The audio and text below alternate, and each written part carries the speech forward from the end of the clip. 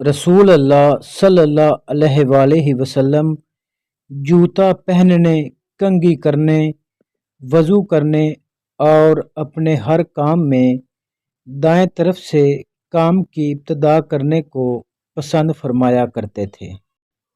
صحابہ کا گزر ایک جنازہ پر ہوا، لوگ اس کی تعریف کرنے لگے کہ کیا اچھا آدمی تھا، تو رسول اللہ صلی اللہ علیہ وآلہ وسلم نے یہ سن کر فرمایا کہ واجب ہو گئی۔ پھر دوسرے جنازے کا گزر ہوا تو لوگ اس کی برائی کرنے لگے۔ حضرت صلی اللہ علیہ وآلہ وسلم نے پھر فرمایا کہ واجب ہوگی۔ اس پر حضرت عمر بن خطاب رضی اللہ تعالی عنہ نے پوچھا کہ کیا چیز واجب ہوگی؟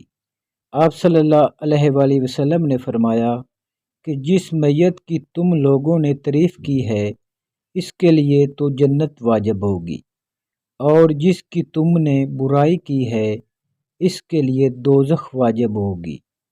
تم لوگ زمین میں اللہ تعالیٰ کے گواہ ہو۔